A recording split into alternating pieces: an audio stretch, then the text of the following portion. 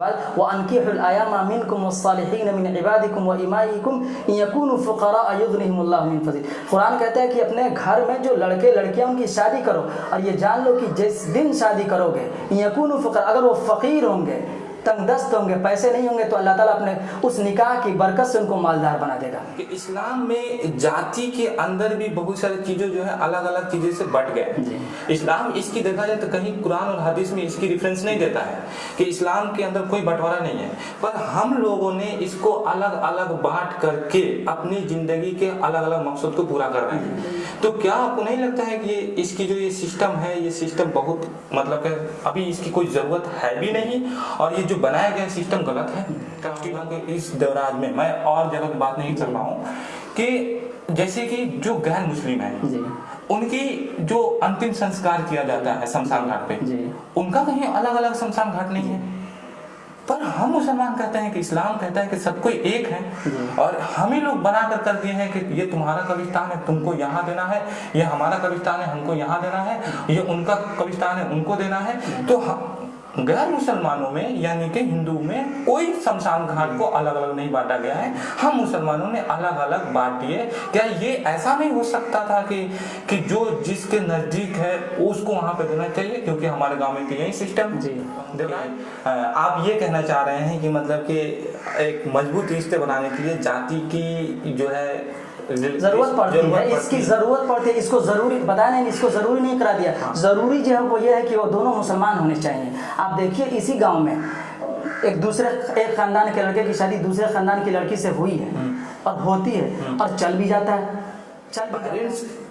अपने बच्चे की मतलब वो चलने वाला होता है, फिर भी उसके बावजूद भी अपने बच्चे की खुशी समाज के लोगों को खुशी में तलाश करते हैं।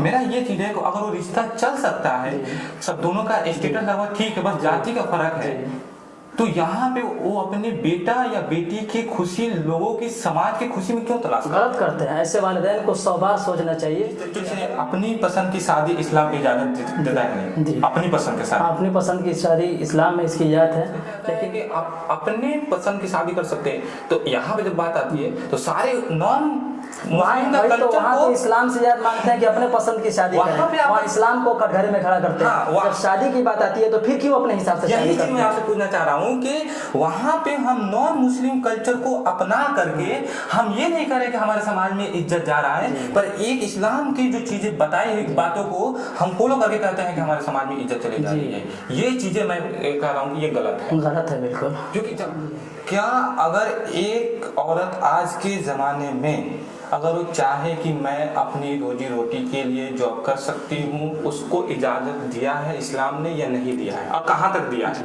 इसलिए जिस रिश्ते की बुनियादी डकैती पर हो, हिर्स पर हो, लालच पर हो, हवस पर हो, वो रिश्ता ज़्यादा दिन तक चल नहीं पाता है। आप देखते हैं, खूब हम भी देखते हैं कि जो रिश्ता डकैती के बुनियाद पर हो, जहेज़ की बुनियाद पर हो, वो ज़्यादा दिन तक नहीं चल पाता है, कुछ ही दिन के बाद खटपट चालू हो जाती है। मैं हूं आपका समीम अहमद उस्मानी, और आज इस इंटरव्यू का एक ही मकसद है कि जितने भी आज हमारे मुआशरे के अंदर, जितने भी आज हमारे सोसाइटी के अंदर जो प्रॉब्लम्स है, समस्या है, चाहे वो दीन से लेकर हो या और अलग हट करके समाज में होने वाली, उससे लेकर के आज की जो है जिस शख्स के साथ हम बैठे हैं, इनसे सब कोई वाकिफ़ होंगे, मुफ्ती वसीम अहमद साहब। तो बहुत बहुत शुक्रिया आपका, जो है आपने अपना कीमती वक्त निकाल करके आज जो है हमारे साथ दिए, और इसके लिए बहुत बहुत तहे दिल से शुक्रिया। आपका भी शुक्रिया।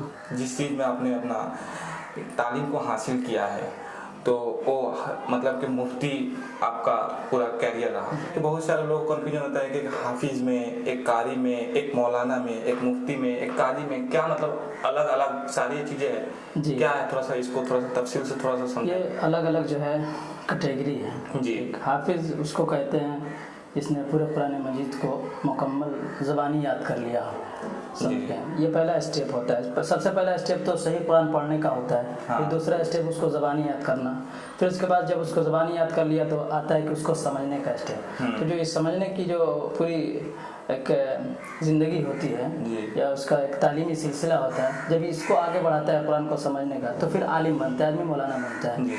फिर उसके बाद से थोड़ा सा और आगे बढ़ते हैं तो फिर फाजिल भी बनता है आदमी, फिर उसके बाद पढ़ाई थोड़ी सी और आगे बढ़ती है तो मुफ्ती कहलाता है। तो इस तरह जैसे जैसे आगे बढ़ते हैं उसकी जिम्मेदारी भी बढ़ती है और उसका लक़ब कहिए, उसका टाइटल बढ़ता जाता है। मुफ्ती की जो पढ़ाई की तालीम हासिल की है तो कहाँ से की है? मैंने जो है, मैं बताऊं कि मैंने मदरसा तजवीदुल और कुरान खैरवा मोतिहारी में पढ़ता है, वहाँ से मैंने हिफ्ज़ की तालीम मुकम्मल की, कुरान करीम में किया। फिर उसके बाद लखनऊ चले गए। लखनऊ में मैंने आलिमियत की।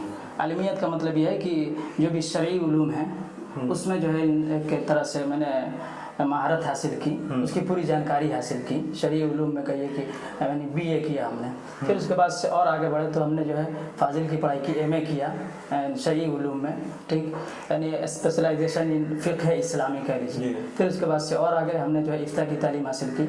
उससे आपको एक अथॉरिटी हासिल हो जाती है कि कोई भी आप लिखित मसला जो है किसी को बता सकते हैं। एक तो ज़ुबानी आलिम का काम होता है कि ज़ुबानी मसला बताना, लिखित नहीं बता सकते हैं वो, जिसके ज़रिए से वो अथॉरिटी उनको हासिल नहीं होती। लेकिन जब वही आदमी इफ्ता कर लेता है, मुफ्ती बन जाता है, तो उसको एक तरह से अथॉरिटी हासिल होती है शरीयत की तरफ से कि कोई भी समाज का कोई मसला हो तो वो उसको जो है लिखित तौर पर कोई लेकर आए तो उसको लिखित तौर पर दे सकता है उसको। पूरे रेफरेंस के साथ बात करेंगे। दीन के मामले में आप हायर एजुकेशन को, तालीम को हासिल किए, उसके बाद से फिर आप गांव आते हैं और गांव में आ करके आप जो है उन सारे बच्चों को जो हमारे मुआशरे के अंदर है उनको खिदमत देते हैं तालीम को लेकर। आप चाहे तो बाहर भी जा करके जो है आप काम कर सकते हैं। जी हाँ, इसके लिए मौका था और आज भी है मौका। लेकिन तालीम का मसला सिर्फ या उसका मकसद सिर्फ पैसा कमाना नहीं है। अगर आपने तालीम हासिल की है तो आप अपने समाज को क्या दे रहे हैं, अपने मुआशरे को क्या दे रहे हैं। और ये शरई उलूम ख़ास तौर से इसलिए है, कुरान में है कि फ़लौला नफ़र मिन कुल्लि फ़िरक़तिन मिनहुम ताइफ़तुन लियतफ़क़्क़हू फ़िद्दीन वलियुनज़िरू क़ौमहुम इज़ा रजअू इलैहिम लअल्लहुम यहज़रुन। कि क्यों नहीं ऐसा होता कि समाज के कुछ लोग घर से निकलें, दीनी तालीम हासिल करें, फिर वो अपने समाज में ही आकर के जो है उस तालीम पर अमल करें और दूसरों को अमल कराएं। तो हमने इससे जो बुनियादी मकसद है तालीम का या दीनी उलूम हासिल करने का, हमने उसकी शुरुआत अपने गांव से की कि यहीं से इस काम को शुरू किया जाए कि जिस मकसद के लिए हम पढ़ने गए थे उस मकसद को अपने गांव से शुरू किया जाए और अपने समाज में रह करके शुरू किया जाए। इसलिए कि समाज वाले जो है वो ज़्यादा दिन तक याद रखते हैं। अगर इस काम को हम बाहर अंजाम देते हैं तो लोग साल, 2 साल, 10 साल, 20 साल के बाद भुला देते हैं। लेकिन अगर आप अपने माशरे में अगर उस काम को अंजाम देते हैं, माशरे के साथ अगर आप भलाई का मामला करते हैं तो ज़माना तक लोग उसको याद रखते हैं और फिर आप जो है जो आपका फ़र्ज़ है आप उस फ़र्ज़ को भी अंजाम दे रहे हैं। इसलिए कि आपने जो इल्म हासिल किया उसका मकसद ये कि दूसरों को फ़ायदा पहुँचे। अब दुनिया को बदलने से पहले जिस जगह पे रहते हैं उस जगह को बदलना हमारी पहली जिम्मेदारी जी। और उस जिम्मेदारी को आपने निभाने की कोशिश की। बहुत अच्छे आपने जो कदम उठाए हैं और इंशाअल्लाह मुझे लगता है कि बदलाव आएगा और पहले से भी आया है और आने वाले समय में भी इसका आएगा। और इसकी जिम्मेदारी कहीं ना कहीं इस माशरे के अंदर, इस सोसाइटी में जितने भी रहने वाले लोग हैं, चाहे किसी भी फील्ड से जुड़े हुए अच्छा काम कर रहे हैं तो उसी से बदलाव आ सकता है। और रहा सवाल कि जैसे दीन एजुकेशन के अंदर आप आकर यहाँ पे काम कर रहे हैं, लेकिन इसके अलावा आज कहीं ना कहीं जिस तरीके से ज़माना बदल रहा है उस ज़माना के हिसाब से मैं आपसे ये पूछना चाहूँगा कि दीन education is enough for us. क्या हमारे लिए दीन एजुकेशन काफ़ी है आज के दौर में तालीम को लेकर के, या अभी जो साइंस एजुकेशन जिस तरीके से जिसको भागीदारी के तौर पे हम पीछे हैं उसमें भी हमें आगे बढ़ करके दोनों को बैलेंस करके चलना चाहिए? बिल्कुल सही सवाल है आपका कि दोनों को बैलेंस करके आगे चले आदमी, समझ गए। ये इस्लाम का भी हुक्म है। इस्लाम कहता है कि दीनी उलूम के साथ साथ मॉडर्न एजुकेशन में भी आदमी को महारत तो नहीं लेकिन उसकी बुनियादी चीज़ें ज़रूर मालूम होनी चाहिए ताकि ज़िंदगी के मैदान में या ज़िंदगी के फील्ड में जाए तो उसको रुसवाई का सामना नहीं करना पड़े। बस हम यही कहेंगे कि जो लोग दीनी उलूम में माहिर हैं उनको चाहिए कि वो मॉडर्न एजुकेशन की बुनियादी मालूमात ज़रूर रखें और जो लोग मॉडर्न एजुकेशन में माहिर हैं उनको दीनी उलूम की बुनियादी चीज़ें ज़रूर मालूम होनी चाहिए। क्योंकि आज जिस तरीके से हम एक फील्ड में अच्छे हो जा रहे हैं पर एक फील्ड में कमजोर होने की वजह से आज हमारी देश की थोड़ी सी जो सिस्टम है उस सिस्टम में हम वहाँ नहीं पहुँच पा रहे हैं, जिसकी वजह से हमारे ऊपर जो गवर्नमेंट कह सकते हैं या मेजोरिटी की जो सिस्टम है उसके हम कहीं ना कहीं क्या कर रहे हैं, एक तरीके से दबाए जा रहे हैं। तो उससे निकलने के लिए हमें दोनों को लेकर अगर चलते हैं तो कहीं ना कहीं हमारे जो है जिस तरीके से आज परेशानी हमको झेलनी पड़ रही है तो उस तरीके से हमें समझना चाहिए। ये तो इस्लाम का भी हुक्म है। कोई अगर ये समझता है कि इस्लाम इससे रोकता है, नहीं, ऐसा नहीं। इस्लाम का भी हुक्म है। अल्लाह के रसूल सल्लल्लाहु अलैहि वसल्लम के ज़माने में बाहर से जो जमातें आती थी इस्लाम कबूल करके, या आप वसल्लम को किसी को ख़त लिखना होता था तो आप वसल्लम जो जिस ज़बान का माहिर होता है उसको बुलवाते। और एक मरतबा ख़त आया इसी ज़बान में जबकि उस ज़ुबान को पढ़ने वाले लोग वहाँ पे मौजूद नहीं थे, तो आपने एक सहाबी को हुक्म दिया कि तुम इस लैंग्वेज को सीखो ताकि इसके ज़रिए से हम अपने पैगाम को दूसरों तक पहुँचा सकें। उन लोगों तक जो अरबी नहीं जानते हैं उनको उनकी ज़बान में पहुँचाने के लिए उनकी ज़बान का आना ज़रूरी है। तो ये तो इस्लाम का हुक्म है कि जो है बुनियादी जो भी ज़रूरत है इस दुनिया में ताकि हम इस्लाम के पैगाम को दूसरों तक उनकी ज़बान में पहुँचाएँ, तो इसके लिए तो ज़रूरी है कि उस ज़बान की पूरी चीज़ तो नहीं लेकिन कुछ तो मालूमात होनी चाहिए। हाँ, एक आजकल के जो तालीम है और लड़की की भी तालीम है, क्योंकि मैं जब पढ़ रहा था दीन के बारे में तो उसमें बताया गया कि जो आयशा रज़ियल्लाहु तआला अन्हा थी वो एक कहीं ना कहीं दीन के साथ साथ वो उस समय पे एक मैथमेटिक्स के अंदर उनकी बहुत अच्छी नॉलेज हुआ करती थी हिसाब के अंदर, और वो कितने हमको लगता है नियर अबाउट 68 या 70 इस तरह करके जो है स्कॉलर्स को उन्होंने टीच कराया, पढ़ाया एक लड़की होकर के। तो उस जमाने में अगर एक लड़की अगर मतलब दीन के साथ साथ और अलग की जो तालीम हासिल कर सकती है तो आपको ये नहीं लगता है मतलब आज भी जो है लड़की जो है इस जमाने में जो पूरी टोटली जो है बदल चुका है, इसमें भी उनकी जो है जिम्मेदारी होनी चाहिए, पर पेरेंट्स मानते हैं कि जो है मतलब इसकी उतनी जरूरत नहीं है। क्या आपको लगता है कि मतलब क्या सच में इनकी जरूरत है आज तालीम? बिल्कुल ज़रूरत है इसकी। देखिए इस्लाम जो है वो किसी उस तालीम से रोकता है जिसमें अल्लाह और उसके रसूल का इनकार हो, जिसमें अल्लाह और उसके रसूल की नाफरमानी और बगावत हो। इस्लाम हर उस तालीम का खैर मकदम करता है जिसमें अल्लाह और उसके रसूल का तारुफ हो। कि इस्लाम जो है तालीम को इस एतबार से बांटता है कि कौन सी तालीम नफ़ा बख्श है और कौन सी तालीम नुकसानदेह है। अगर वो चीज़ आपके लिए, आपके समाज के लिए, दुनिया वालों के लिए फ़ायदेमंद है तो फिर इस्लाम उसको हासिल करने की इजाज़त देता है, चाहे वो लड़की हो चाहे लड़के हों।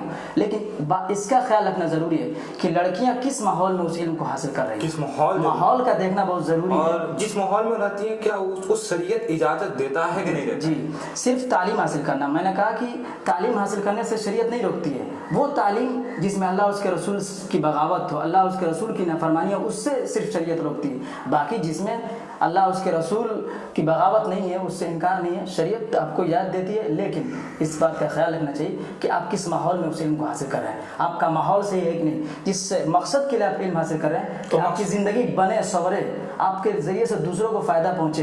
अगर वो मकसद हासिल नहीं है तो फिर उस इल्म का कोई फ़ायदा है? कोई फ़ायदा नहीं। एक और भी है यहाँ पे मसला सबसे बड़ी ये आ जाती है कि जब लड़कियाँ घर से बाहर निकलती है तो एक सबसे बड़ी समस्या ये आता है कि वो कहते हैं कि जब ये तालीम को लेकर के जाएगी तो वो बिगड़ जाएगी, गलत रास्ते पर जा सकती है, किसी गैर महरम के साथ जाकर अपना कुछ रिलेशन बना सकती है।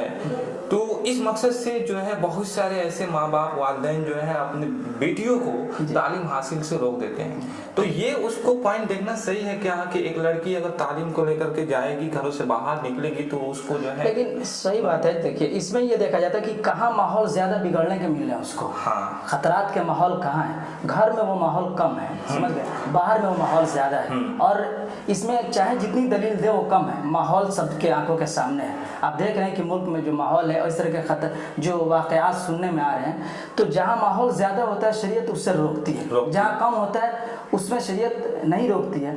अब ये बात है कि अगर दिल नहीं बनता है, इंसान का दिल ही नहीं बने तो फिर इंसान जो है चाहे घर में हो चाहे घर के बाहर हो तो उसके लिए कोई मैटर नहीं करता, माहौल मैटर नहीं करता है। जब उसका दिल अल्लाह उसके रसूल की मोहब्बत से भरा हुआ नहीं है, अल्लाह उसके रसूल की अजमत नहीं है तो कहीं भी बिगड़ सकता है। घर में रह के भी आदमी नहीं बिगड़ते हैं, घर में रह के हम जो है न जाने कैसी कैसी खुराफात करते हैं, सोशल मीडिया का मिसयूज कर रहे हैं। जब भी अपने बेटियों को आप तालीम हासिल करने के लिए जब बाहर भेजते हैं तो उससे पहले आपको खुद घर पे तालीम देना चाहिए कि अगर आप जिस तालीम के लिए जा रही हो उससे पहले एक और तालीम होनी चाहिए कि आप हमेशा जिंदगी में एक अच्छे अखलाक किरदार के साथ जाकर वहाँ पे तालीम हासिल करना। ये चीज उसमें पहले करता तब घरों से बाहर भेजे तो और ज्यादा हिफाजत मिलेगी सारे उन बेटियों को।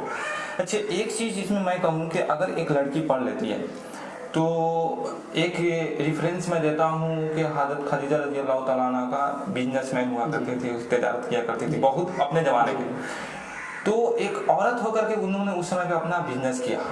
क्या अगर एक औरत आज के ज़माने में अगर वो चाहे कि मैं अपनी रोजी रोटी के लिए जॉब कर सकती हूँ या अपने रोजी रोटी के लिए कुछ कर सकती हूँ, तो उसको इजाज़त दिया है इस्लाम ने या नहीं दिया है, और कहाँ तक दिया है?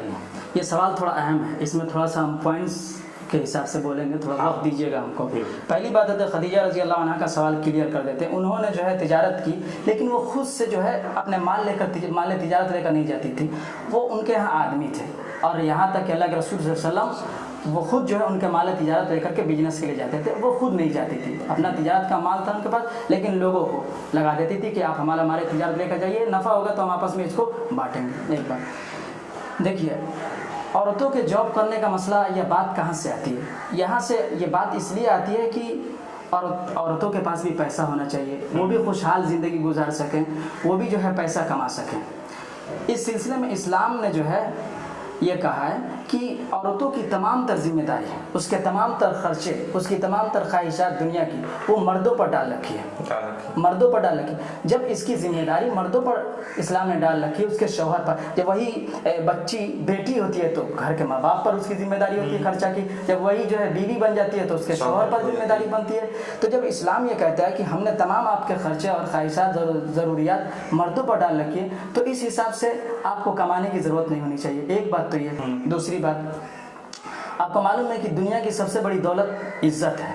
इज्जत है। अगर दौलत भरी हुई हो, इज्जत नहीं है, तो उस दौलत का कोई फ़ायदा नहीं। उस दौलत से इंसान फ़ायदा जीते जी तो नहीं उठा सकता है, मरने के बाद उसके वारिसीन उठा ले।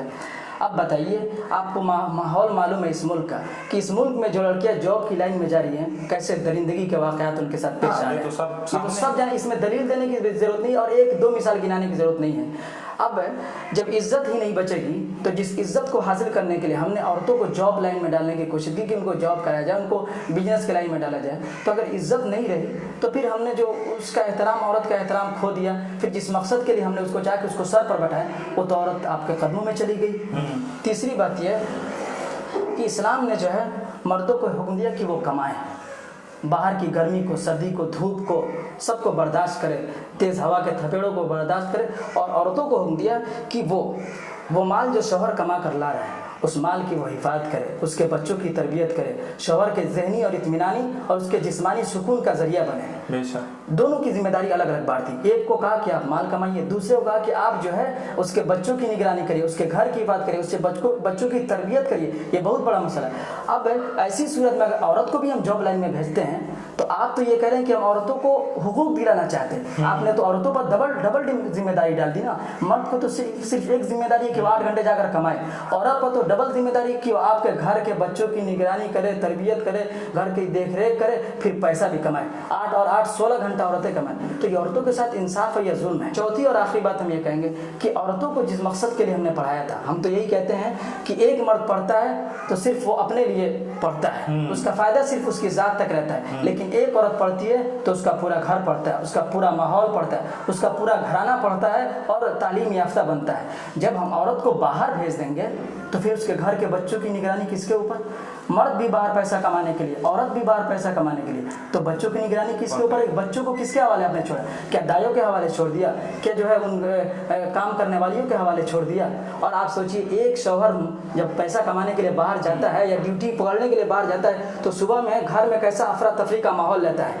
इधर का सामान कोई इधर उठाता है, कोई इधर उठाता है, वो अपने काम में लगा रहता है, ये अपने काम में लगा। अगर औरत भी जॉब के लिए जाने के लिए तैयार हो रही होगी या औरत को भी ड्यूटी पकड़नी होगी, तो घर का कैसा माहौल होगा? जैसे स्टेशनों पर माहौल होता है अफरा तफरी का, वो अपने काम में मशगूल होगा, वो अपनी ड्यूटी पकड़ने में बिल्कुल मशगूल होगा, और औरत अपनी ड्यूटी में पकड़ने में बिल्कुल मशगूल होगी। जिस मकसद के लिए तालीम हमने दिलाया था वो मकसद हासिल नहीं हो पाएगा, बच्चों की तरबियत नहीं हो पाएगी, घर का माहौल सही नहीं हो पाएगा। और मर्द आपके लिए कमा रहा है और घर पे वो आए तो आप उसको देख कर उसको खुशी लगे और उसका पूरा थकावट उसकी पूरी दूर हो जाए, इसलिए ना वो आपके लिए कमाए। अगर आप भी ड्यूटी में होंगी तो फिर दोनों आएंगे तो शाम को थके अपने अपने बिस्तर पे चले जाएंगे, अपने अपने कमरे में। तो हाँ, मजबूरी में शरीयत नहीं जाती। जैसे मजबूरी में शरीयत नहीं जाती, जैसे शरीयत में है कि अगर किसी के शौहर का इंतकाल हो जाए, उसके पास कोई सोर्स ऑफ इनकम नहीं है, तो शरीयत कहती है कि पर्दे के साथ जाए और पर्दे के साथ आए और उस माहौल में जाए जिसमें बिगड़ने और उसके ऊपर दरिंदा जो है नज़र न डाल सके और गलत चीज़ के वो मतलब असरात हासिल न कर सके। शरीयत ने इसकी इजाज़त दी है। तो यानी कि ओवरऑल हम इसका कंक्लूजन निकाले तो ये है कि जो मर्द की जो जिम्मेदारी है वो अपना जिम्मेदारी निभाए, अपना जिम्मेदारी उस अपने हम सफ़र यानी कि जो वाइफ है उनके ऊपर न लगे क्योंकि उनकी जिम्मेदारी छुआ रहे हैं। जी। हाँ, अगर बुरा वक्त कंडीशन आता है तो उस कंडीशन में मतलब ये हमारे इस्लाम जो है ये इजाज़त देता है कि आप अपने माहौल के हिसाब से आप अपनी रोजी रोटी की तलाश कर सकते हैं, लेकिन अगर सब कुछ सही है तो आपकी ये जिम्मेदारी नहीं है ये काम करना। नहीं, सही बात है। ठीक है। इस्लाम में जाति के अंदर भी बहुत सारी चीज़ें जो है अलग अलग चीज़ें से बट गए। इस्लाम इसकी देखा जाए तो कहीं कुरान और हदीस में इसकी रेफरेंस नहीं देता है कि इस्लाम के अंदर कोई बंटवारा नहीं है, पर हम लोगों ने इसको अलग अलग बांट करके अपनी जिंदगी के अलग अलग मकसद को पूरा कर रहे हैं। तो क्या आपको नहीं लगता है कि इसकी कोई जरूरत है भी नहीं और ये जो बनाया गया सिस्टम गलत है कास्टिज्म वाला? देखिए, इस्लाम की रूह से अगर हम देखें इस चीज़ को, हाँ, तो इस्लाम ने लोगों को तबक़ात में बांटा है, कबाइल में बांटा है, जमातों में बांटा है। ली ताआरुफ़ का किया अय्युहन्नास इन्ना खलक़नाकुम मिन ज़करिन व उन्सा व जअलनाकुम शुऊबन व क़बाइल ली ताआरुफ़ू, कि इस्लाम ने जो लोगों को बांटा है वो इसलिए कबीलों में बांटा है कि ये फ़लाँ ख़ानदान के, या फ़लाँ ख़ानदान के पहचान के लिए, ताकि बाहर की दुनिया में हम जाएं कहीं कहें कि हम जो है फ़लाँ जगह के हैं, फ़लाँ ख़ानदान से, तो पहचान हो सके। लेकिन जो चीज़ें इसमें बुराइयाँ आ गई हैं, इस्लाम बिल्कुल उसकी इजाज़त नहीं देता है और इस्लाम उसके सख्त मुखालिफ है कि उस यानी जो कबीले की बुनियाद पर इंसान भेदभाव करे, गोरे और काले की बुनियाद पर इंसान भेदभाव करे, छोटे और बड़े की बुनियाद पर इंसान भेदभाव करे, अमीर और गरीब की बुनियाद पर इंसान भेदभाव करे, जात पात की बुनियाद पर इंसान भेदभाव करे, इस्लाम इससे रोकता है। इस्लाम देखिए, एक है आदमी का अपना एक उर्फ़ी तारुफ़ है, यानी उर्फ़ी शख्सियत कह लीजिए कि वो पहचाना जा सके कि ये जो है फ़लाँ ख़ानदान के हैं, ये फ़लाँ ख़ानदान के, तो पहचान के लिए इस्लाम ने ये बनाया। लेकिन अगर हम उसको गलत इस्तेमाल करते हैं, उसको भेदभाव के लिए या किसी को नीचा दिखाने के लिए करते हैं, तो इस्लाम इसकी सख्त मुखालिफत करता है। कहता है कि ला फ़ज़्ल लि अरबिय्यिन अला अजमिय्यिन वला लि अजमिय्यिन अला अरबिय्यिन इल्ला बित्तक़वा, कि एक अरबी को यानी कोई अरब का मुसलमान हो, उसको किसी हिंदुस्तानी या अजमी मुसलमान पर कोई फ़ौक़ियत, कोई बढ़ोतरी हासिल नहीं। हाँ, अगर वो बढ़ सकता है तो तक़वे की बुनियाद पर, इन्ना अक्रमकुम इंदल्लाहि अत्क़ाकुम, इंसान दुनिया में अगर बड़ा है तो तक़वे की बुनियाद पर बड़ा है, अल्लाह के नज़दीक बड़ा है तो तक़वे की बुनियाद पर बड़ा है। जो चीज़ें गलत हैं उसको गलत समझना चाहिए, अगर गलत चीज़ें राइज हो गई हैं तो हमको उसको दूर करना चाहिए। और ख़ानदान को इसलिए बनाया कि हम कहें कि हम सईद हैं तो हम बड़े हैं और हम शेख हैं तो हम छोटे हैं, हम अंसारी हैं तो छोटे नहीं, इसलिए कि पहचान हो सके। कहीं जाएँ तो आप बताएं कि हम फ़लाँ ख़ानदान से, तो लोग आसानी से पहचान सकें, अच्छा फ़लाँ ख़ानदान के,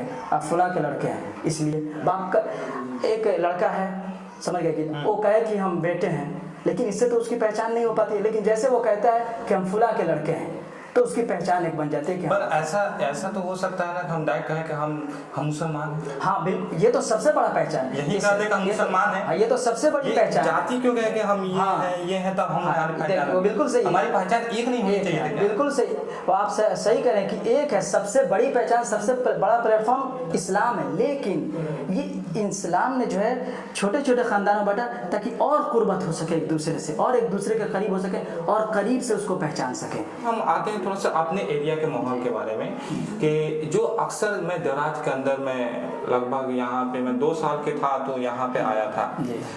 तो 2 साल से जब यहाँ पे था तो मुझे लगता है 2012-13 से मेरे सारी चीज़ें याद आती, उससे पहले की चीज़ें मुझे याद नहीं रहती। जब से मैंने यहाँ पे रियलाइज़ किया है कि इस देराज के अंदर हम इंटरनली जो है कहीं ना कहीं बहुत कमज़ोर हैं। बाहर से हम कहते हैं कि हम बहुत जो है ताकतवर हैं, पर एक्चुअल में जब हम अंदर से बात करेंगे, देखिए अच्छाई को दिखाना चाहिए पर बुराई को अगर हम छिपाएंगे ना तो कहीं ना कहीं इससे और कमजोरी हमारी बढ़ेगी।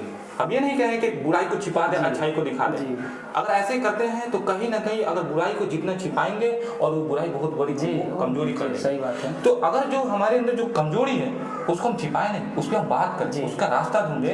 कि हमारे देवराज में अक्सर मैंने रियलाइज किया है कि इंटरनली हम कहीं ना कहीं कमजोर हैं और वो जाति के नाम पर बहुत ज्यादा कमजोर हैं। आपने कहा कि इस्लाम में इसकी इजाज़त नहीं है, पर हम ही लोग इस्लाम को मानते हैं, पर इस्लाम को सिर्फ मानने से नहीं होगा, इस्लाम के और सारे भी जो फंडामेंटल जो चीजें हैं उसमें ये कहा जाता है कि आप सबको एक हो।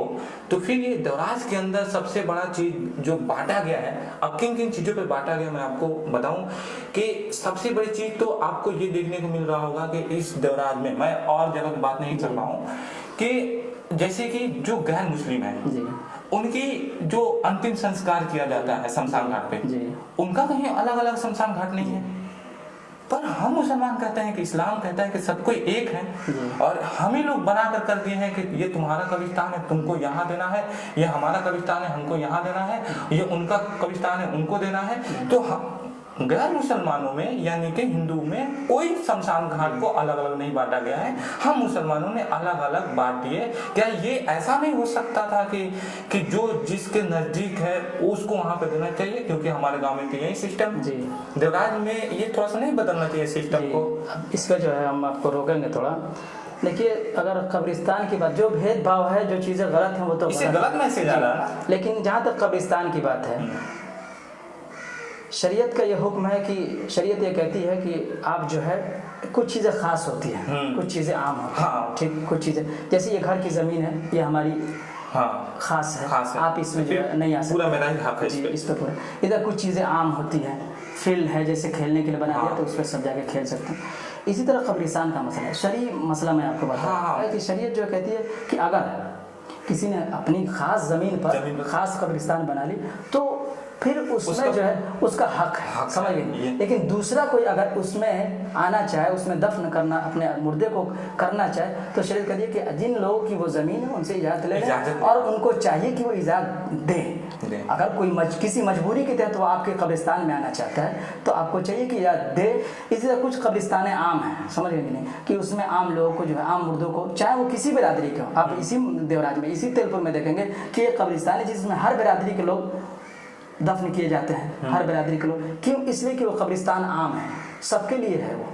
तो ये शरीयत का जो इसमें यही हुक्म है कि अगर आपने खास कर लिया तो आप उसमें अपने मुर्दे को दफन करिए। कोई अगर कब्रिस्तान आम है तो उसमें सब लोग उसमें अपने मुर्दे को दफन कर सकते हैं, लेकिन ये नहीं कि अगर आम है, अब वहाँ सहूलत नहीं है, जाने आने में दिक्कत है, तो आप जो है अपने कब्रिस्तान में याद नहीं दें इसलिए कि ये तो हमारे बिरादरी के लिए खास है या हमारी ज़ात के लिए खास है। ये नहीं होना चाहिए। पर जो खास नहीं है, जो खास नहीं है उसमें मेरा ये सवाल है कि वहाँ के आसपास के सारे लोगों को उसी में नहीं देना चाहिए? हाँ बिल्कुल, अगर कोई चीज़ खास नहीं है, उसने जिसने वक्फ किया, कब्रिस्तान की ज़मीनें आमतौर से वक्फ की होती है। हम और आप जैसे लोग, हमारे बाप दादा लोग क्या करते हैं, सहूलत के हिसाब से कहते थे कि ये जो हमारी ज़मीन है उसमें 2 खानदान होते हैं, कहीं 5 खानदान होते हैं, कहीं आदमी अकेला होता है। कहता है कि जो भी यहाँ जो है जिसका भी इंतकाल होगा आसपास का, या इस गाँव का, या 2 गाँव का, या 5 गाँव का, उनको जो है इसमें दफन करने की हमारी तरफ से इजाज़त होगी। तो फिर इसमें सबको इजाज़त होनी चाहिए, नहीं कि किसी खास बिरादरी का है तो इसको आप इजाज़त दें, नहीं। उसने अगर ये तय किया कि सब इसमें दफन किए जाएंगे चाहे वो जिस जात बिरादरी से हो, तो फिर उसके हिसाब से उस पर अमल होना चाहिए। अगर नहीं अमल होता है तो जो लोग उस पर अमल नहीं करवा रहे वो गलत करें। मतलब देवराज में ही अक्सर देखा गया है। बाकी मैं अपने गांव के अंदर की बात करूं तो वहाँ पे 2-3 जो कब्रिस्तान है, वो वहाँ की ये सिस्टम है कि जो आसपास में है, चाहे वो किसी भी बिरादरी से आता हो, सारे के सारे जो है उसके आसपास के लोग वहीं अपने इस्तेमाल करें। हाँ, ज़्यादा पढ़े लिखे लोग यहाँ पे, ज़्यादा पढ़े लिखे लोग होते हैं तो यही दिक्कत होती है। ज़्यादा अगर दीनी उलूम से अगर दीनी उलूम की वाक़फियत नहीं होगी तो यही दिक्कत आएगी। बहुत सारे आजकल के यूथ को जो है समस्या आ रही है, और यहीं पे नहीं, बाहर भी आ रही है, लेकिन सबसे ज़्यादा जो आती है बिहार में आती है, क्योंकि जाति के नाम पर जो है हम रिश्ते बना रहे होते हैं, तो इसमें बहुत बड़ी समस्या आती है।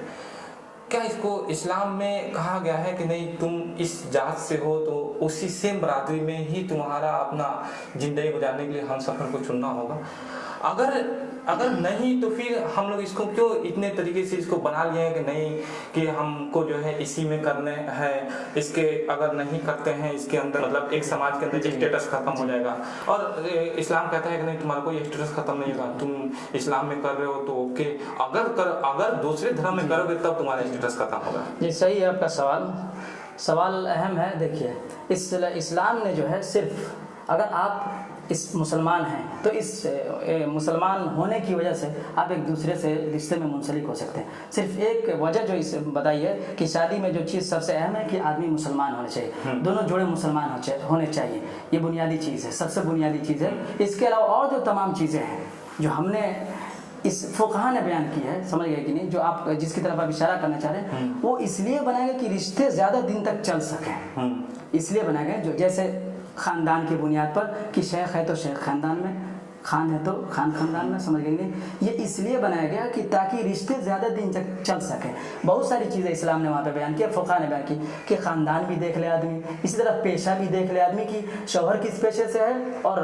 बीवी किस पेशे से। ये इसलिए कि रिश्ते ज़्यादा दिन तक चल सके। इसलिए कि आप देखिए, अगर एक गाड़ी है, साइकिल है, साइकिल में अगला पहिया अगर मोटरसाइकिल का लगा दिया जाए, पिछला साइकिल का लगा दिया जाए तो साइकिल चल सकती है, नहीं चल सकती। नहीं, जो ये अभी आप जो बात कर रहे हैं इसको साइकिल और ये एग्जांपल दे रहे हैं, ये धर्म पे करेंगे तो ज़्यादा बेहतर होगा। नहीं, जैसे मुसलमान तो हैं, दोनों जोड़े मुसलमान हैं, लेकिन अब इस रिश्ते को निभाना है, इस रिश्ते को, ये एक दिन का रिश्ता तो है नहीं, पूरी ज़िंदगी चलाना है। मान लीजिए अगर औरत का स्टेटस थोड़ा ऊपर है और शौहर का स्टेटस नीचे है तो ये रिश्ता ज़्यादा दिन तक नहीं चल पाता। ये बताइए, स्टेटस इंसान के इल्म से बनती है या उसकी जाति से बनती है? जात सबसे बड़ी जाति तो मुसलमान है। इस बात को मैं जहाँ तक आपके बातों से ये कह सकता हूँ कि आप ये कहना चाह रहे हैं कि मतलब कि एक मजबूत रिश्ते बनाने के लिए जाति की जो है जरूरत पड़ती है, इसकी जरूरत पड़ती है। इसको जरूरी बताया नहीं, इसको जरूरी नहीं करा दिया। जरूरी जो है वो ये है कि वो दोनों मुसलमान होने चाहिए। आप देखिए, इसी गांव में एक खानदान के लड़के की शादी दूसरे खानदान की लड़की से हुई है और होती है और चल भी जाता है, समझ गए नहीं? तो फिर इस्लाम तो रोकता नहीं। अगर रोका होता इस्लाम तो फिर क्यों करते? इस्लाम चलाने के लिए चल गया तो वो अच्छी बात है। इसी मेन जो चीज़ है वो चले, किसी तरह रिश्ता चले, एक दिन नहीं, एक पूरी जिंदगी चले। जैसे आपने कहा कि मतलब राष्ट्र में ही मतलब कि देख करके हम करते हैं तो रिश्ता ज़्यादा दिन तक चलने के आसार होते हैं। लेकिन यही देखा गया है कि बहुत सारे अपने जाति में करने के बावजूद भी रिश्ता नहीं चल रहा। ठीक, बिल्कुल आपकी बात सही है, जाति के नाम पे बिल्कुल। लेकिन जो चीज़ें बड़ों ने बना दी है, मान लीजिए जो चीज़ें तजर्बाकार लोगों ने बनाई है, उस पर हम ज़्यादातर चलते हैं रिश्ते। सारे सिस्टम जो चलना और नहीं चलने वाला दराज में ही है। दराज से अगर मैं बाहर निकल कर देखूं तो ये मतलब कि ये जो होते हैं वो चलते हैं। नहीं, ये फिक़्ह की किताबों में मौजूद है। अब अगर आप जो है किसी से, आप मान लीजिए किसी से आपका रिश्ता चल जा रहा है तो इसमें इस्लाम नहीं कहता कि आपने क्यों उससे रिश्ता चला, बहुत अच्छी बात है। लेकिन जो उसूल बनाए जाते हैं वो तमाम को देख करके बनाए जाते हैं। अच्छा, ये तो आपने बताया कि जो मुआशरे के अंदर जो चीज़ें हो रही है उसके ऊपर, पर अपना इस्लाम ये भी कहता है कि अपनी पसंद होना जरूरी है, ये इसकी इजाज़त दिया है। तो अगर कोई इंसान ये कहे कि मुझे इस इंसान के किरदार और उसकी सारी चीज़ें मुझे पसंद है और हम उससे निकाह करना चाहते हैं, बिल्कुल सही बात तो वहाँ पे हम अपने जाति चूज करेंगे कि जाति नहीं? अगर रिश्ता बिल्कुल लग रहा है कि चलने वाला है, आपने देखिए इस्लाम, जैसे आपने कहा कि इस्लाम जो है अपनी पसंद की जाती है, तो इस्लाम ये कहता है कि इस्लाम कहता है कि जो ज़्यादा तजर्बाकार लोग हैं आप उनसे इस सिलसिले में मशवरा कीजिए, समझ गए कि नहीं? जो आपके वालिदैन हैं, जो आपके गार्जियन हैं, जिनका तजर्बा हमसे ज़्यादा है कि अगर ये रिश्ता किया जाता है तो चलने वाला है कि नहीं चलने वाला है। अगर वो भी इस सिलसिले में राय दे देते हैं और आपकी राय से उनकी राय मिल जाती है तो आप समझिए कि आप दोनों हाथ में आपके लड्डू है। और अगर मान लीजिए वो राय नहीं देते हैं, समझ गए कि नहीं, तो ये नहीं कहा जाएगा कि जो है इस्लाम जो है यहाँ पे रोकता है। अगर आप अपनी मर्जी से करते हैं तो इस्लाम इसकी इजाज़त देता है, लेकिन तजर्बाकार लोगों से मशवरा इसलिए करें ताकि आदमी को बाद में जो है नदामत, शर्मिंदगी नहीं और अफसोस नहीं करना पड़े। अच्छा, एक चीज़ और इसमें मैं आपसे यही पूछना चाहूँगा क्योंकि अभी यहीं पे है, तो एक ये बताइए कि जैसे पेरेंट्स आपने कहा कि पेरेंट्स से इजाज़त लेकर के करना चाहिए, बिल्कुल इजाज़त होना जरूरी है, पर कभी कभी पेरेंट्स अपने बच्चे की मतलब वो चलने वाला होता है, फिर भी उसके बावजूद भी अपने बच्चे की खुशी समाज के लोगों को खुशी में तलाश करते हैं। मेरा ये चीज़ है कि अगर वो रिश्ता चल सकता है, सब दोनों का स्टेटस लगभग ठीक है, बस जाति का फर्क है, तो यहाँ पे वो अपने बेटा या बेटी की खुशी लोगों की समाज की खुशी में क्यों तलाश गलत करते हैं? ऐसे वालिदैन को 100 बार सोचना चाहिए क्योंकि इल्म में भी बराबर है, हैसियत में भी बराबर है, सब बस थोड़ा सा फर्क है कि जाति अलग अलग है, पर इस्लाम दोनों को फॉलो कर रहा है। पर एक बाप अपने बेटा या बेटी की खुशी तलाश समाज के लोगों में करता है, जो कि 2 दिन वो खुश कर सकते हैं, उसके बाद फिर पूरी जिंदगी आपका बेटा और बेटी की। ऐसे वालिदैन गलत करते हैं अगर इस नियत से करते हैं कि हर जो हम अपने खिलाफ तुमको नहीं चलने देंगे, हम अपने खिलाफ या अपने ईगो के खिलाफ ये रिश्ता नहीं होने देंगे, अगर इस नियत से करते हैं तो ऐसे वालिदैन अल्लाह के पकड़ के काबिल है। मेरा ये भी मानना है कि वो सारे छोटी से छोटी सपनों को पूरा करने के लिए इतनी बड़ी बड़ी कुर्बानियां दे रहे हैं, तो हमारी सबसे बड़ी जहां खुशी है, उस खुशी में आप ये देख रहे हो कि मेरा खानदान खुश है कि नहीं है, उस खुशी में आप ये देख रहे हो कि समाज के लोग खुश है कि नहीं है, जो कि मेरी छोटी छोटी खुशी में कोई समाज नहीं आया था मेरे साथ देने के लिए, कोई मुसीबत में कोई समाज नहीं आता है, और जब मेरी सबसे बड़ी खुशी की बात आती है तो आप कहते हो कि समाज खुश है कि नहीं है। कहाँ तक आपने अभी कहा कि जिस यानी वालिदैन ने पूरी जिंदगी हमारी पूरी ख्वाहिश पूरी की, इस मसले में वो हमारे लिए अगर ये वाकई में अमानतदार हैं और वो सही फैसला ले रहे हैं, तो बच्चे को जो उनके फैसले को कबूल करना चाहिए। अगर देख रहा है कि वो गलत फैसला ले रहे हैं तो उनको मनाने की कोशिश करें। ये तो ठीक है, मतलब वो ये क्यों नहीं, एक वालिद क्यों नहीं समझ सकता है कि समाज की खुशी 2-3 दिन की खुशी होता है, पूछते हैं, वो हंसते हैं, फिर उसके बाद खत्म हो जाती है। पूरी जिंदगी तो मेरे बच्चे और बच्चों को जिंदगी एक साथ गुजारनी है, तो मैं अपने बच्चों या बच्चियों की पूरी खुशी को देखूं, कुर्बानी दे देंगे, कोई बच्चा दे देगा अपने बाप की खुशी के लिए, पर जिंदगी को खुश अगर नहीं रहेगा तो क्या करेंगे। तो समाज को 2 दिन को खुश करे या अपने बच्चे को हमेशा को खुश करने के लिए वजह बने। वही बात है कि अगर मान लीजिए देखते हैं, सब लोग देखते हैं, खुद बच्चा भी देखता है कि रिश्ता बिल्कुल चलने वाला है, सब लोग देखते हैं, चाहे जाति अलग है, तो उस रिश्ते को मंजूर करने में कोई दिक्कत नहीं। एक चीज याद रखिएगा, इसीलिए समाज जो है ज्यादा दिन तक आप खुश नहीं कर सकते। मुआशरे को तालीम याफ्ता होना चाहिए ताकि वो समझ सके कि जात की बुनियाद पर भेदभाव नहीं होना चाहिए। मुआशरा अगर तालीम, वही वालिदैन वही बच्चे तालीम याफ्ता होते तो समझते कि अगर ये रिश्ता चलने वाला है तो फिर जात पात ये तो कोई मैटर नहीं करता है, मैटर करता ही नहीं। अगर मुसलमान है तो इस यही तो कह रहा हूँ ना कि ये जो जाति वाला सिस्टम है, ठीक है, जिसने बना दिया। अभी जिस तरीके से माहौल चल रहा है उसमें सबसे बड़ी रुकावट ये आ जा रही है, तो उसकी वजह से या तो बच्चे जिंदगी भर कहीं ना कहीं डिप्रेशन के अंदर जिएंगे जी, और आप खुशी तलाश कर रहे हैं अपने समाज में जी।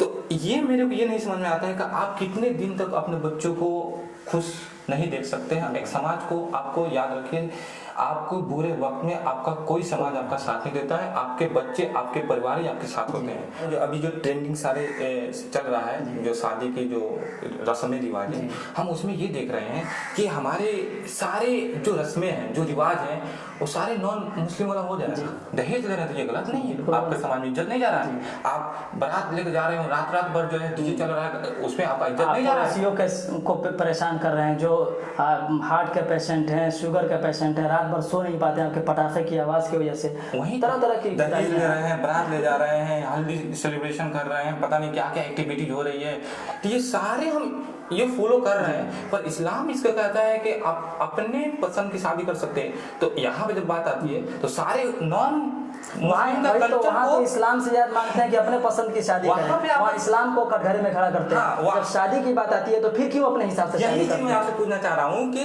वहाँ पे हम नॉन मुस्लिम कल्चर को अपना करके हम ये नहीं करें कि हमारे समाज में इज्जत जा रहा है, पर एक इस्लाम की जो चीजें बताई हुई बातों को हम फॉलो करके कहते हैं कि हमारे समाज में इज्जत चली जा रही है। ये चीजें मैं कह रहा हूँ कि ये गलत है बिल्कुल। जहाँ रोकता है इस्लाम वहाँ आप उंगली उठाते हैं इस्लाम पे।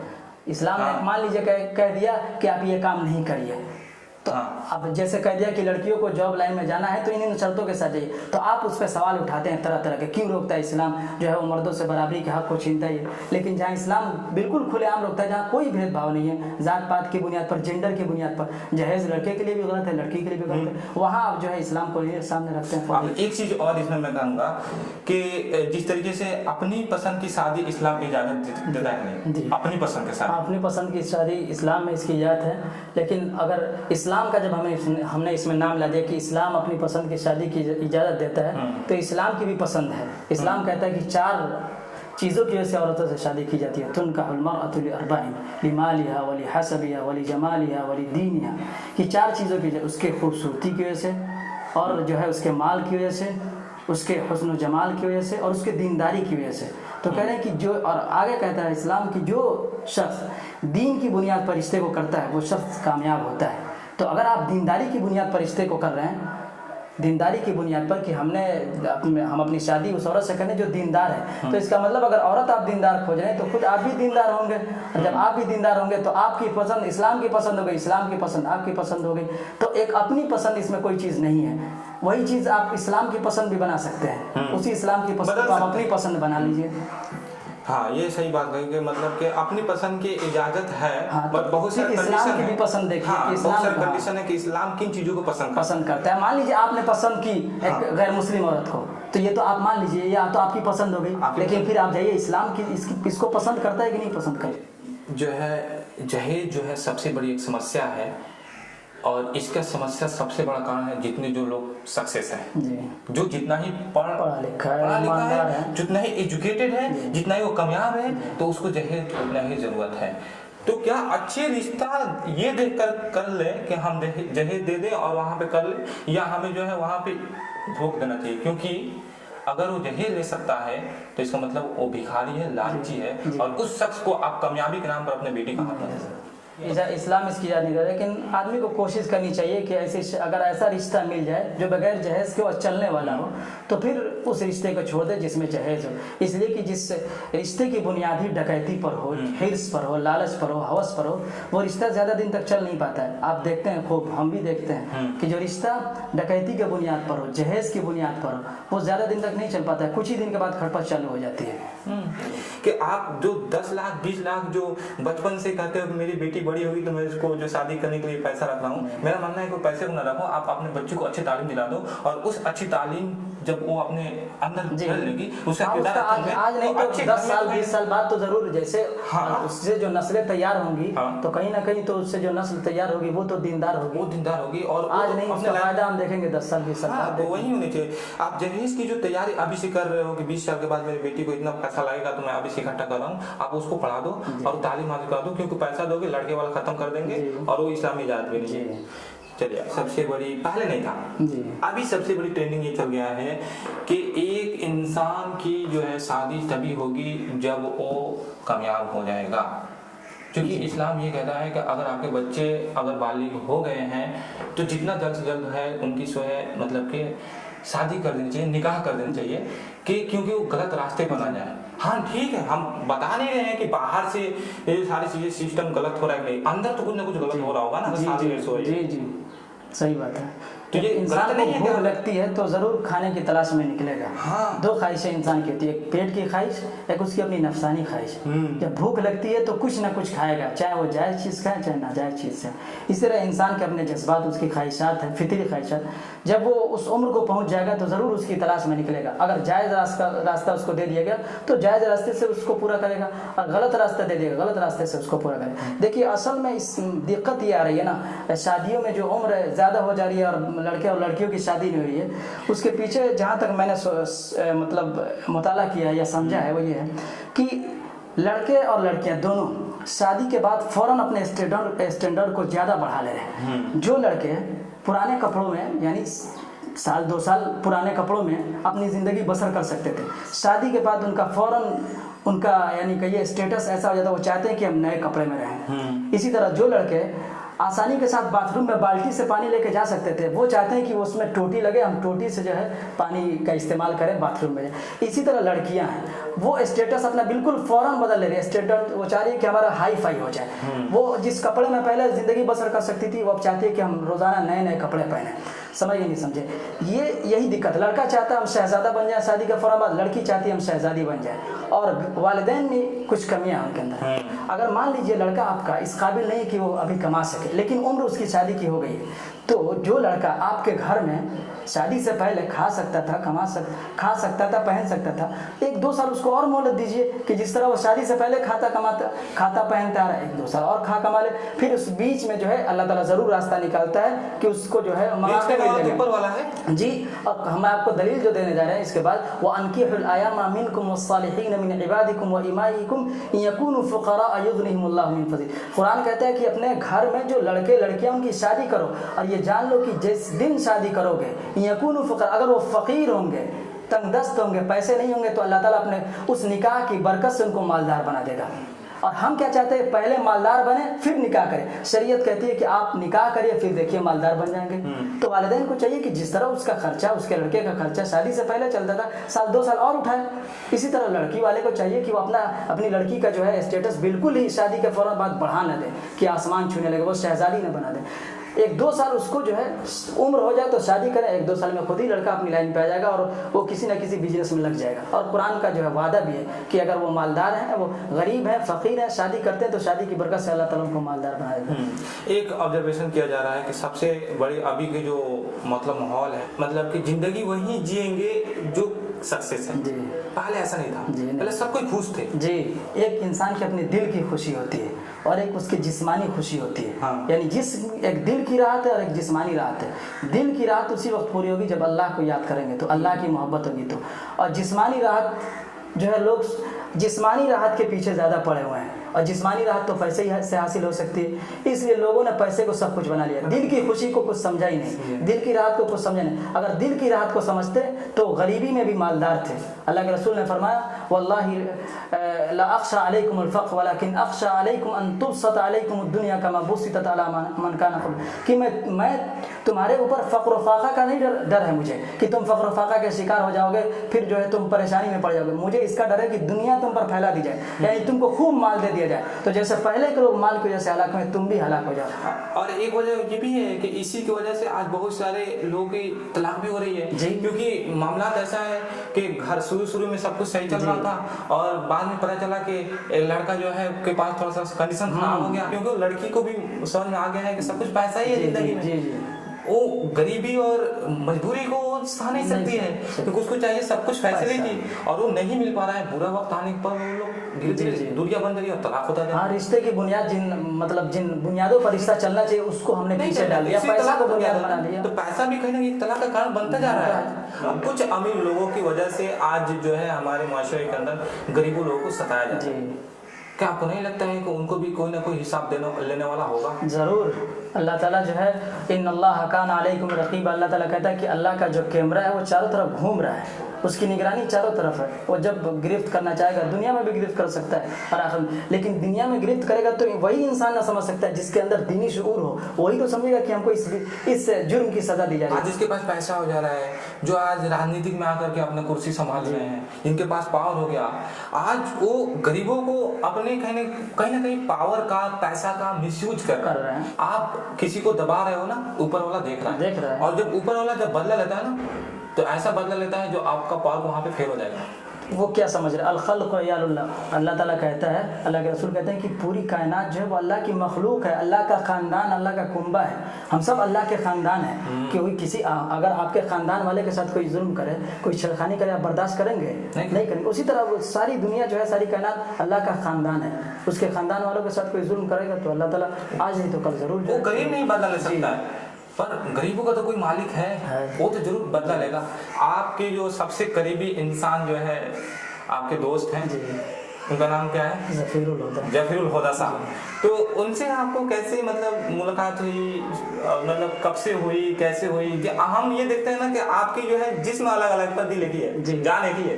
कहीं भी देखते हैं आप लोग दोनों एक ही साथ रहते हैं, काम भी करते हैं, ठीक है। हाँ। तो ये कैसे मतलब आप लोग के अंदर इतनी नजदीकी आई? क्योंकि ये असल में इस मुलाकात का जरिया सबसे बड़ा जो मरकज़ बना वो मस्जिद है। नमाजों के ज़रिए से हम एक दूसरे से शनाशा हुए, वो भी नमाज़ पढ़ने आते थे और हम भी नमाज़ पढ़ने जाते थे। इसी ज़रिए से जो है शनाशाई जो है कि ये पहचान बढ़ती गई और एक दूसरे से करीब होते गए। फिर ये क़ुर्बत बढ़ते बढ़ते यहाँ तक पहुँची कि जैसे आपने कहा कि 2 जिस्म है और एक जान का ये, एक दिल का ये। दोस्त ऐसा होना चाहिए कि शुरू से लेकर आखिर तक कोई होना चाहिए और हर बुरे वक्त में आपके वो साथ खड़ा होना चाहिए। एक ही दोस्त हो, लेकिन ऐसा दोस्त हो कि आपके बुरे वक्त में जो है वो आपके साथ, ताकि आप अपने आप को दो महसूस करें। लास्ट मैसेज जो है, आप जो है सारे ऑडियंस जितने भी हैं, आपको भी जानते हैं और मेरे को भी जानते हैं, क्या देंगे लास्ट मैसेज? हम तो अपने दोस्तों से या समाज से या अपने नौजवान साथियों से यही कहेंगे, दरख्वास्त करेंगे कि जिस तरह दुनिया के और उलूम में अपनी महारत पैदा करते हैं, क्रिकेटर्स के बारे में आप पूरी नॉलेज रखते हैं, पूरी जानकारी रखते हैं, एक्टर्स के बारे में पूरी जानकारी है, एक्टर के बारे में पूरी जानकारी रखते हैं, पूरी बायोडाटा रखते हैं, उसी तरह कम से कम आप अपने दीन उलूम के बारे में भी जानकारी रखें कि कौन सी वो बात है जिसके ज़रिए से हम इस्लाम में बाकी रहते हैं और कौन वो बात है जिसके ज़रिए से हम इस्लाम से निकल जाते हैं। इसलिए कि अगर हम इस्लाम में बाकी नहीं रहे इस दुनिया में रहकर, तो कल क़यामत के दिन अल्लाह के यहाँ जो फैसला होगा वो बड़ा ख़तरनाक होगा कि आदमी अल्लाह से मोहब्बत के साथ जिए, इस्लामी जो बुनियादें हैं उसको जानते हुए जिए आदमी, और जो मॉडर्न एजुकेशन है उसकी बुनियादों को भी जानते हुए जिए, ताकि कहीं ज़िंदगी में और दुनिया के किसी फील्ड में रुसवाई का सामना नहीं करना पड़े। मतलब जिंदगी बदल जाए जी। अल्लामा इकबाल की एक शेर है कि सजदों से तेरा क्या हुआ, सदियाँ गुजर गई, दुनिया तेरी बदल दे और सजदा तलाश करना पड़ेगा। बहुत बहुत शुक्रिया कि आपने जो है अपना कीमती वक्त दिया, और इस इंटरव्यू का हम लोग का एक ही मोटिव था कि समाज में होने वाली जितने भी प्रॉब्लम से समस्या है उसके ऊपर हम लोग मिल करके, क्योंकि आप भी एक एजुकेशन से जुड़े हुए हैं और हम लोग भी कहीं ना कहीं उसके एक सोशल एक्टिविटीज काम कर ही रहे हैं, तो मिल करके जो है जो कुछ डिस्कशन किया जाए कि इसमें जो बहुत सारी समस्या आ रही है तो वो उसके ऊपर बात हो, क्योंकि जरिया हम लोग हैं, बदलने का जिम्मेदारी कहीं ना कहीं हमारी है, बदले ना बदले उस पर आवाज़ उठाना हमारा है और इसको हम लोग करते रहें। बहुत बहुत शुक्रिया, आपने भी बहुत बड़े कीमती सवालात किए। अब हम अल्लाह से ये दुआ करते हैं कि ये सवालात उन जहनों तक पहुँचे जो जहन या जो लोग परेशानी के आलम में हैं, वो फ़र्क नहीं कर पा रहे हैं कि क्या चीज़ें सही हैं क्या चीज़ें गलत हैं, उन तक ये हमारा जो है जवाब पहुँचे, आपका सवाल पहुँचे और लोग इससे फ़ायदा उठाने वाले बने। असल मकसद तो ये है, और इस बंद कमरे में हम एक दूसरे को सुन करके तो कोई ख़ास फ़ायदा होगा नहीं, उन तक पहुँचे, हो सके कि हमारे दिल की आवाज़ है उनके दिल में जाकर असर करें।